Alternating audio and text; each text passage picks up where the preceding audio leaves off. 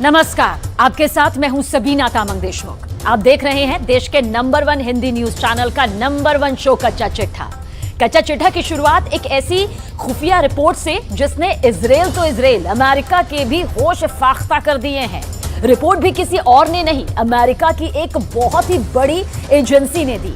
Report यह है कि हमास ने गाजा के मलबे में मौत की भट्टी जला रखी है। एक ऐसी भट्टी जहां इजराइल के जितने भी सैनिक जाएंगे जान से हाथ धो बैठेंगे, ये यकीनन यहां पर तय माना जा रहा है। हमास के आखिर ये किस किलर जोन की बात हम यहां पर कर रहे हैं, आखिर वो किलर जोन है क्या, इसे जान लेना बेहद जरूरी है क्योंकि ये किलर जोन बहुत ही जानलेवा है।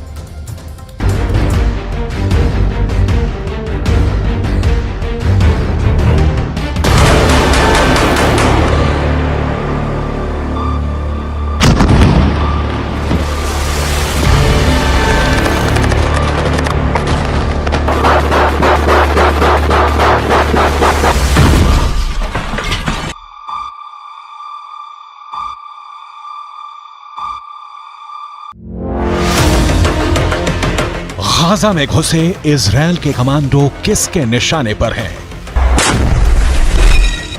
इनके एक एक मूवमेंट पर उनकी नजर है।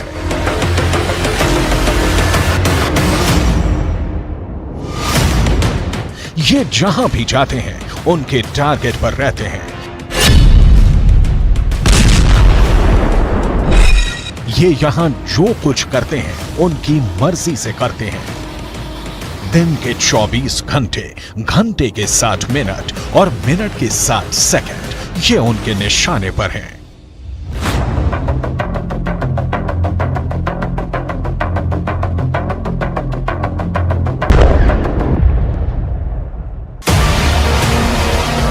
ऐसा सिर्फ ग्राउंड ऑपरेशन में शामिल सेना के साथ ही नहीं है, इनके टैंक भी टारगेट पर हैं।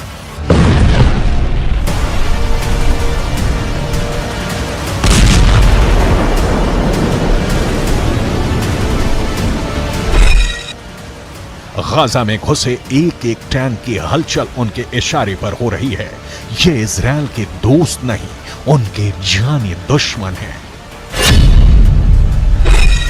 अब सवाल है कि अगर ये दुश्मन है तो गोली क्यों नहीं चला रहे हैं, इनको मौत के घाट क्यों नहीं उतार रहे, आखिर इनको अपने इलाके में और अंदर तक क्यों आने दे रहे हैं? जवाब है, हमास ने गाजा में मौत का जाल बिछा रखा है। ये जाल हवाई हमले में बर्बाद हुई इमारतों के मलबे में बनाया गया है। दावा है कि इस मलबे में ही हमास ने इजराइल के सैनिकों के लिए किल जोन बना रखा है। किल जोन भी ऐसा पहले कभी नहीं देखा जैसा, एक ऐसा किल जोन जहां जो आएगा मारा जाएगा। दावा है कि इस जाल की तरफ बढ़ते इजरायली सैनिकों के एक एक कदम मौत के और करीब ला रहे हैं, क्योंकि इस किल जोन में हमास ने सैकड़ों स्नाइपर छिपा रखे हैं।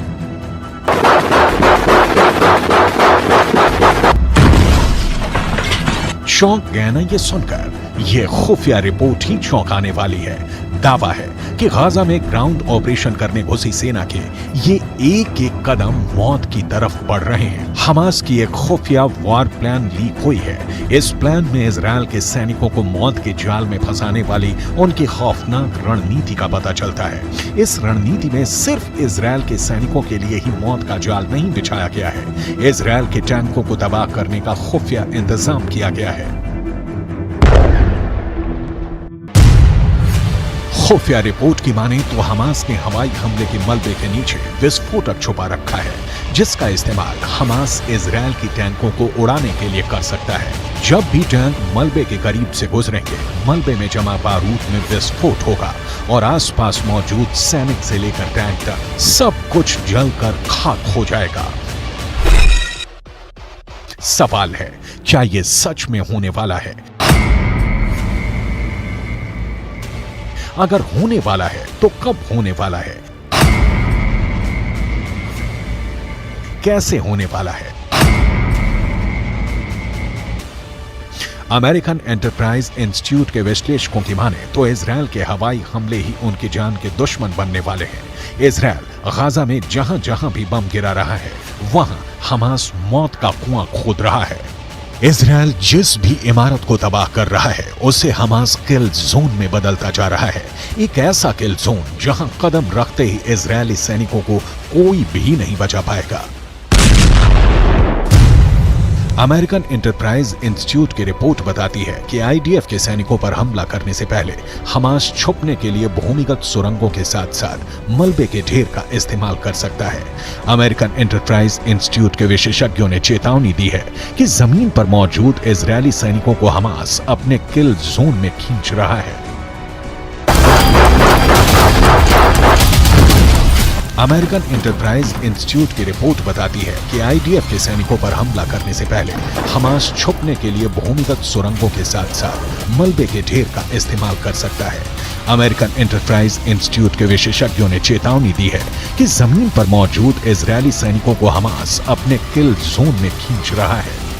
अमेरिकन एंटरप्राइज इंस्टीट्यूट के विश्लेषकों ने दावा किया है कि गाजा में बिखरा पड़ा इमारतों का मलबा हमास के स्नाइपरों के लिए एक अभेद कवर देने वाला है, जिसका इस्तेमाल कर हमास के स्नाइपर इजरायल के सैनिकों के लिए काल बन सकते हैं। अमेरिकन एंटरप्राइज इंस्टीट्यूट की रिपोर्ट की माने तो गाजा में बिखरा मलबा इजरायल की ग्राउंड ऑपरेशन वाले मिशन को कमजोर कर सकता है, क्योंकि हमास के स्नाइपरों के मलबे में छिपे होने के चलते इजरायली सैनिकों के लिए जमीन पर नेविगेट करना मुश्किल हो जाएगा और ये हमास के लिए फायदेमंद साबित होगा, क्योंकि हमास ने गाजा में एक नहीं सैकड़ों किल जोन बना रखे हैं, जिसकी झलक इस सैटेलाइट तस्वीर में दिख जाती है।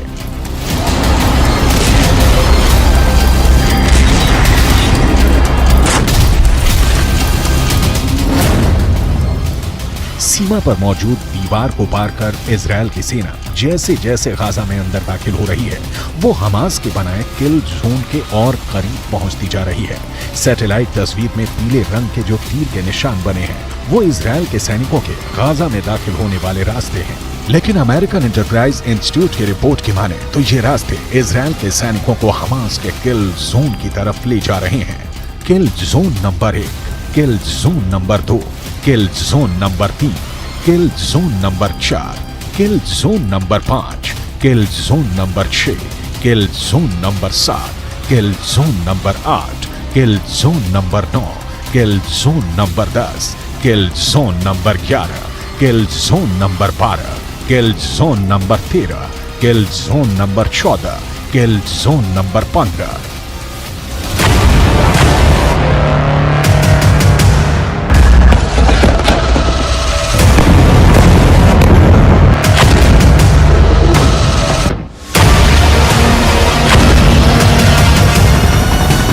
इजरायल ने दावा किया है कि पिछले 24 घंटे में इजरायल ने हमास के 450 ठिकानों पर लड़ाकू विमानों से हमला किया है। ऐसे में अगर अमेरिकन एंटरप्राइज इंस्टीट्यूट की रिपोर्ट की माने तो इजरायल ने पिछले 24 घंटे में ही हमास को 450 किल जोन बनाने का मौका दे दिया है। गाजा के नक्शे में आप देखेंगे उत्तरी इलाका जहां इस वक्त इजरायल की सेना मौजूद है। उसने उत्तरी छोर से आगे बढ़ते हुए कई किलोमीटर दक्षिण तक ऑपरेशन चलाया हुआ है। वहीं इजरायल की सेना ने दूसरा मोर्चा उत्तरी छोर से 10 किलोमीटर नीचे खोला और यहां से उसकी सेना गाजा को चीरते हुए भूमध्य सागर तक पहुंच गई। यानी अब उत्तरी गाजा दक्षिणी गाजा से पूरी तरह से कट चुका है। बीच में इजरायल के फोर्स है और अब सबसे ज्यादा आबादी वाला उत्तरी गाजा पूरी तरह से घिर चुका है। यहीं पर गाजा के बड़े अस्पताल हैं जैसे अल शिफा अस्पताल, अल कुद्स अस्पताल और एक इंडोनेशियाई हॉस्पिटल भी है। ये वो जगह है जहां पर हजारों लोगों ने आसरा लिया हुआ है। यानी अमेरिकन एंटरप्राइज इंस्टीट्यूट के विश्लेषकों के मुताबिक गाजा की धरती पर बिखरे मलबे में हमास की सेना जमी हुई है। इस मलबे वाले इलाके में अगर इजरायल की सेना घुसी तो उसका सामना हमास के स्नाइपरों से होगा। इजरायल की सेना अपने मरकावा टैंक के साथ गाजा में दाखिल हो रही है। इजरायल का मरकावा दुनिया के सबसे सीक्रेट टैंक के रूप में पहचाना जाता है। जिस टैंक के खिलाफ अचूक माने जाने वाली मिसाइल भी नाकाम हो जाती है, लेकिन गाजा का दावा है कि वो इन टैंकों को भी फोड़ सकता है। हमास की इस तैयारी को देखिए। ये तैयारी गाजा में स्ट्रीट फाइट के लिए हो रही है। इजरायल की फौज जब गाजा के बीचों बीच पहुंचने की कोशिश करेगी तो उसके सामने इस तरह का चैलेंज होगा। गाजा में हमास के लड़ाके मुकाबला करने को तैयार मिलेंगे। हमास के स्नाइपरों का सबसे बड़ा मददगार हमास के हथियार बनने वाले हैं। उसका गोरिल्ला युद्ध कौशल रहने वाला है। इजरायल की सेना के लिए सबसे खतरनाक फ्रंट गाजा की संकरी गलियां बनने वाली हैं, क्योंकि वो लड़ाई गाजा के मोहल्लों में होगी, गाजा के चौक पर होगी। कमरों से गोलियां दागी जाएंगी, सड़कों पर बख्तरबंद गाड़ियां मोर्चा संभाल लेंगी, एंटी टैंक मिसाइलों से बारूद बरसाएंगी, हैवी मशीन गन दनादन चलेंगी।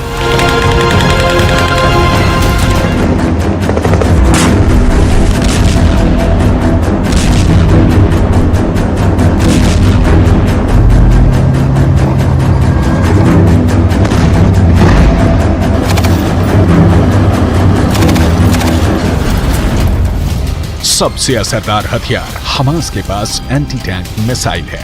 ये मिसाइलें मरकाबा पर मौत बनकर बरसेंगी और मरकाबा धुआं धुआं हो जाएगा। अगर यह हमला गोरिल्ला वॉर के तौर पर हुआ तो गाजा में भी यूक्रेन के मारियोपोल जैसी तस्वीर देखने को मिल सकती है। गाजा की इमारतों में स्नाइपर छुपे हैं। गाजा की इमारतों के मलबे में मौजूद ये स्नाइपर इजरायल के सैनिकों के लिए यमराज साबित हो सकते हैं। गाजा की जो सबसे नई तस्वीरें सामने आ रही हैं, उससे साफ जाहिर है कि गाजा का ज्यादातर हिस्सा खंडहर में तब्दील हो चुका है। लेकिन खुफिया रिपोर्ट की माने तो इसी खंडहर में इजरायल की सेना को खंड खंड करने का खतरनाक प्लान तैयार है।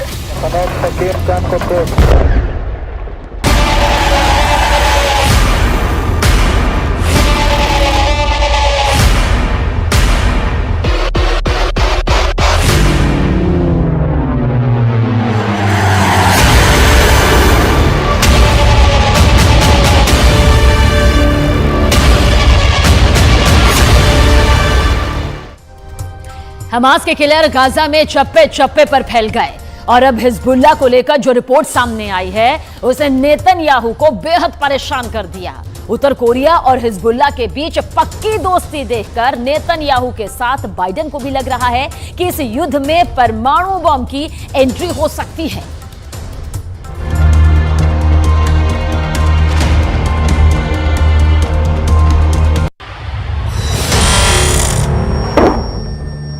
हिजबुल्लाह का सबसे नया वीडियो। लेबनान इजरायल बॉर्डर पर एक पोस्ट के पास सफेद रंग का ट्रक जा रहा है, तभी होता है एंटी टैंक मिसाइल से हमला।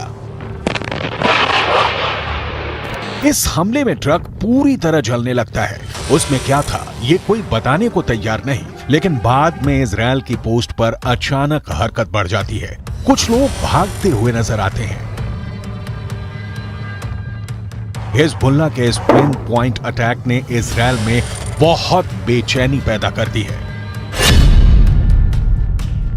क्या हिजबुल्लाह उत्तरी इजरायल पर चढ़ाई करने वाला है? क्या हिजबुल्लाह सिर्फ इस बात का इंतजार कर रहा है कि गाजा में जैसे ही इजरायल की फौज फंसेगी वो उत्तरी बॉर्डर पर युद्ध शुरू कर देगा? हिजबुल्लाह के हमले का सही वक्त क्या हो सकता है, इसे लेकर नेतन्याहू से लेकर बाइडेन दोनों पसोपेश में हैं।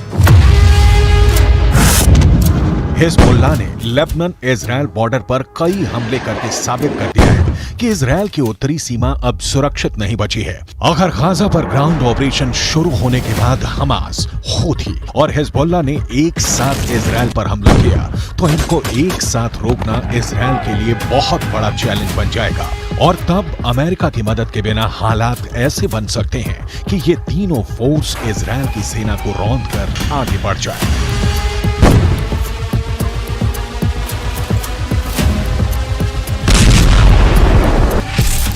गाजा में हमास के लड़ाकों की तादाद 40 से 50 हजार के करीब है।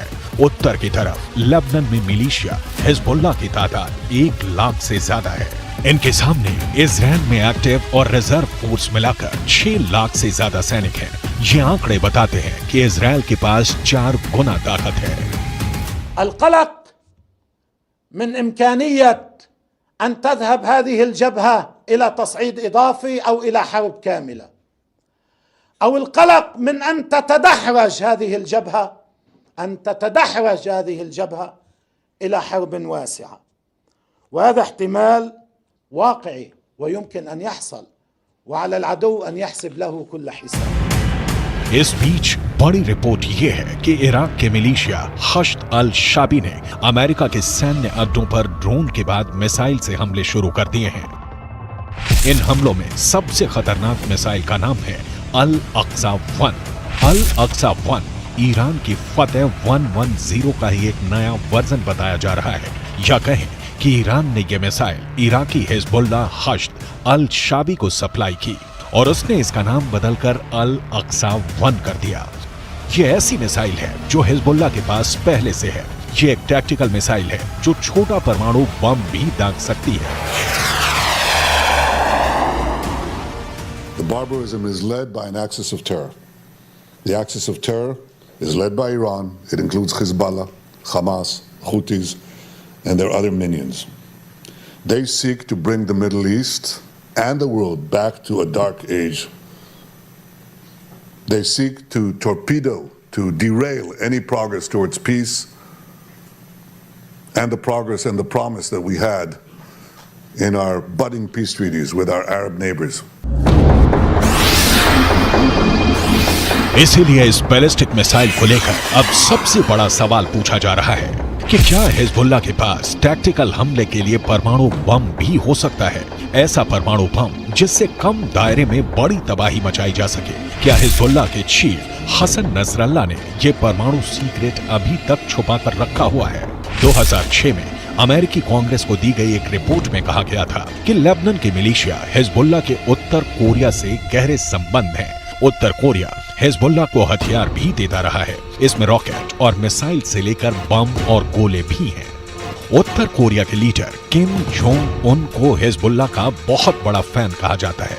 उत्तर कोरिया ने फिलिस्तीन का भी हमेशा समर्थन किया है और अब दक्षिण कोरिया से ऐसी रिपोर्ट आ रही है कि जो रॉकेट हमास और हिजबुल्लाह इस्तेमाल कर रहे हैं उन पर मेड इन उत्तर कोरिया वाली छाप लगी हुई है।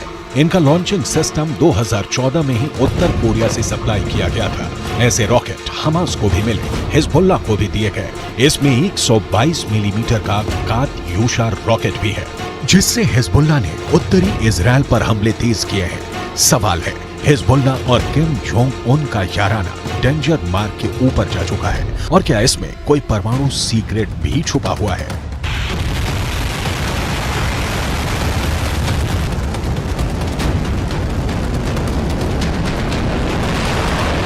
फिलहाल इजराइल पर एंटी टैंक हमलों ने हिजबुल्लाह के इरादों को खतरनाक रूप दे दिया है। इजराइल हिजबुल्लाह के हथियारों को लेकर डरा हुआ है क्योंकि उसने अब तक जो एक्शन दिखाया है उसमें इजराइल की कई बड़ी पोस्ट के चीथड़े उड़ चुके हैं। हिजबुल्लाह ने 3 तरह की एंटी टैंक गाइडेड मिसाइलें इस्तेमाल की। ये है कॉर्नेट, इसकी रेंज 5 किलोमीटर तक है। ये रूस की मिसाइल है, लेकिन अब ईरान इसका देसी वर्जन देहलाविया तैयार कर चुका है और ऐसी बहुत सी मिसाइल अब हिजबुल्लाह के पास हैं। दूसरी है BGM-71 anti tank guided missile, range है 3.5 किलोमीटर। यह अमेरिका में बनी मिसाइल है, लेकिन अब इसकी नकल ईरान तैयार कर रहा है और उसने हिजबुल्लाह को सप्लाई की है। तीसरी है 85 कॉन्कोर्स, रेंज 4 किलोमीटर। ये भी रूस ने बनाई है और अब ईरान में ये तोसान नाम से तैयार की जाती है। इजराइल ने सीरिया से खतरे को देखते हुए गोलान पहाड़ियों में भी टैंक पहुंचा दिया है। ये हिस्सा पहले सीरिया का हिस्सा था, लेकिन 1967 के युद्ध में सीरिया से इजराइल ने इस हिस्से को अपने कब्जे में ले लिया। लेबनान, सीरिया और इजराइल के ट्राई जंक्शन वाले इलाके में हिजबुल्लाह का पूरा कंट्रोल है। इजराइल पर वार करने के लिए उसको जो मिसाइल मिली है वो उसे ईरान से सप्लाई की जाती रही है और ऐसी मिसाइलों का हिजबुल्लाह के पास बहुत बड़ा जखीरा है। तीनों मिसाइल बहुत ही घातक है, लेकिन अब एक बड़ी मिसाइल का नाम सामने आ रहा है, वो है फतेह 110। इस मिसाइल से नेतन्याहू को डर लग रहा है, तो उसकी बहुत बड़ी वजह है ईरान की ये मिसाइल 300 किलोमीटर तक हमला कर सकती है और ये अपने टारगेट के 3 मीटर के दायरे में गिरती है। एक बैलिस्टिक मिसाइल का इतना सटीक होना बहुत बड़ी बात है और यही बात इजराइल को परेशान कर रही है। फतेह 110 की 2 और खास बातें हैं जिसकी वजह से इसे रोकने में इजराइल को बहुत मुश्किल आ सकती है। ये सॉलिड फ्यूल वाली मिसाइल है, ये कम वक्त में लॉन्च के लिए तैयार की जा सकती है और ये रोड मोबाइल है, यानी इसे कहीं से भी लॉन्च किया जा सकता है और फिर अपना ठिकाना बदलना बहुत आसान है। ما يجري على جبهتنا مهم جدا ومؤثر جدا. قد يبدو للبعض الذي يتوقع أو يطالب أن يدخل حزب الله سريعا في حرب شاملة وكاملة مع العدو، قد يبدو ما يجري على الحدود متواضع. इजराइल के लिए इससे भी बड़ा खौफ क्या है, वो बहुत ध्यान से समझिएगा। बाइडेन से लेकर नेतन्याहू को भी पता है कि फतेह 110 मिसाइल को रोकना बहुत मुश्किल है, क्योंकि अमेरिका भी इस मिसाइल को रोकने में पूरी तरह फेल रहा है। अमेरिका को हमले की जानकारी तो मिल गई थी, इसीलिए उसके सैनिक आसपास अंडरग्राउंड हो गए थे। तब ईरान ने फतेह मिसाइल का ही एक पुराना वर्जन इस्तेमाल किया था और अमेरिका के एयर डिफेंस सिस्टम इस मिसाइल को रोकने में नाकाम रहे थे। ईरान ने ऐसी करीब 20 मिसाइलें दागी थी। ये जहां गिरी वहां ऐसे ऐसे गड्ढे बने और 100 से ज्यादा अमेरिकी सैनिकों को धमाकों से गहरा सदमा पहुंचा था। देखा जाए तो इस वक्त पूरे पश्चिम एशिया में युद्ध की चिंगारी पहुंच चुकी है। इजराइल से लेकर गाजा तक, गाजा से निकली आग लेबनान तक पहुंच चुकी है। चिंगारी सीरिया और ईरान में भी नजर आ रही है और अब उत्तर कोरिया से मिले हथियार बड़ा खतरा बनते दिखाई दे रहे हैं।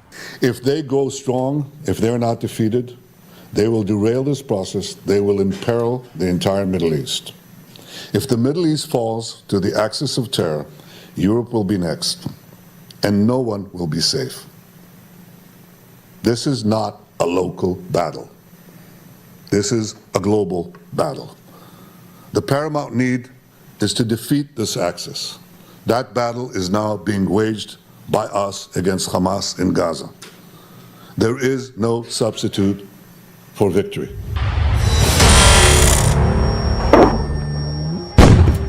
हिजबुल्लाह का खतरा बहुत बड़ा है, ये इजराइल भी जानता है और अमेरिका भी। अगर हिजबुल्लाह ने गियर बदला तो इजराइल के लिए उसे रोकना आसान नहीं होगा। यही वजह है कि अमेरिका के विदेश मंत्री एंटनी ब्लिंकन इराक का भी दौरा कर चुके हैं। जब ब्लिंकन इराक पहुंचे तो वो बुलेट प्रूफ जैकेट पहने हुए थे। इराक में ऐसा खतरा बताता है कि अमेरिका इस वक्त वहां की मिलिशिया हश्द अल शाबी से भी घबराया हुआ है, क्योंकि ईरान समर्थित इस गुट ने अब इराक और सीरिया दोनों जगह अमेरिका के अड्डों पर हमले शुरू कर दिए हैं।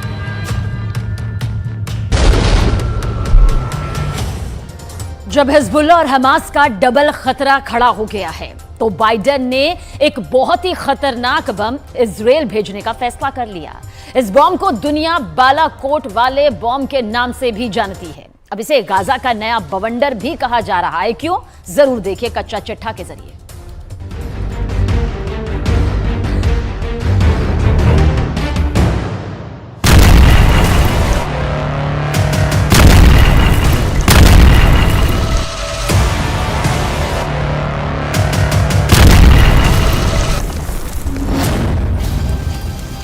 हमास का सफाया करने के लिए इजराइल अब वही बम इस्तेमाल करेगा जो भारत ने पाकिस्तान के खिलाफ बालाकोट में किया था। ये ऐसा बम है जिसे जहां ऑर्डर मिलता है तो बस वहीं गिरता है। ये दुश्मन को चुन चुन कर मारता है और अब इजराइल इसी बम से हमास को खत्म करना चाहता है।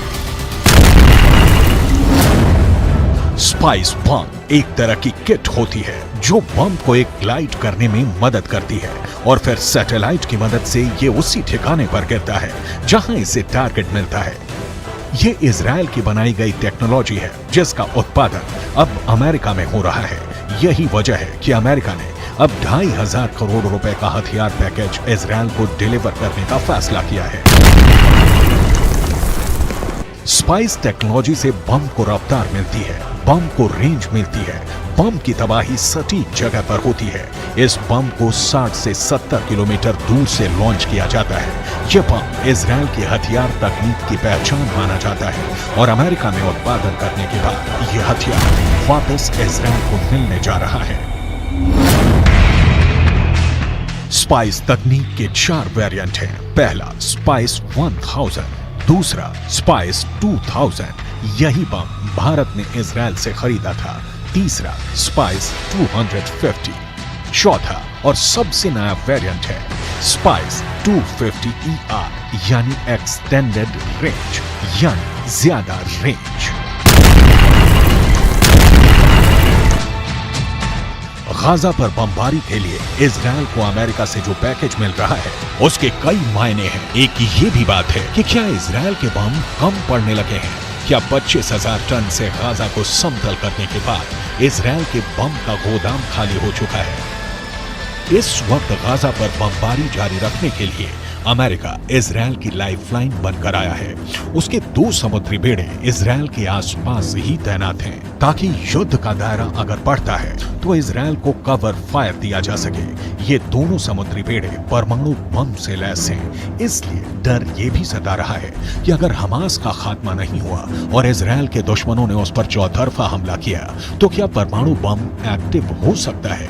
इजराइल के दोस्त अमेरिका ने समंदर में अपनी घातक परमाणु पनडुब्बी ओहायो भी तैनात कर दी है, जिसके टारगेट पर साफ तौर पर ईरान है। मतलब हमास और ईरान के खिलाफ अमेरिका ने अपना परमाणु प्लान एक्टिवेट कर दिया है। परमाणु हमले की आशंका इसलिए भी जताई गई क्योंकि इजराइल के एक मंत्री गाजा पर एटम बम गिराने की हुंकार भर चुके हैं।